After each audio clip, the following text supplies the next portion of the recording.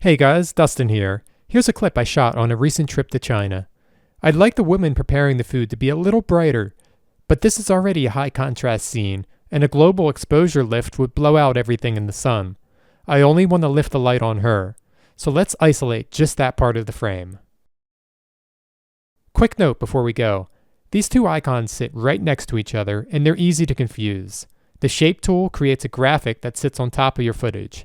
The Mask tool defines what part of your existing clip you're affecting. This is the one we want. Long press and you get 4 options. Rectangle is good for screens, signs, anything with straight edges. Ellipse is good for faces, headlights, or practical lights. Pen is good for irregular shapes you need to trace by hand. And then finally, there's Object Mask, where you click a subject and Premiere finds the edges for you. That's the one we're using today. Watch what happens as I move across the frame. It's finding subjects on its own, and you get a feel pretty quickly for what it's good at. It locks on the solid shapes well. Where it gets loose is fine detail, like hair, thin straps, anything with a soft edge. So expect to do some cleanup. By clicking this Add or Subtract button, you can easily add to the selection if the auto detect missed part of your subject. This button is your overlay preview. It shows you exactly what's inside the mask. This is how you check your edges.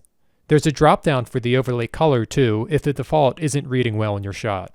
Here's the part that trips some people up. Look where the mask lives right now. It's unassigned.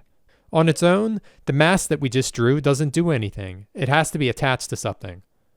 But before we attach anything, this is a handheld moving shot. A static mask won't hold on a moving subject, so we track it first. Click Track Forward and let it work through the clip. And I have to give Adobe credit here. Someone walks between the camera and her, completely blocking her, and the mask doesn't break. It picks her back up on the other side. A couple of years ago that would have fallen apart, so this is an area of Premiere that's improving fast. Now for the actual adjustment. I'll drag Lumetri Color onto the clip, and watch what happens in Effect Controls.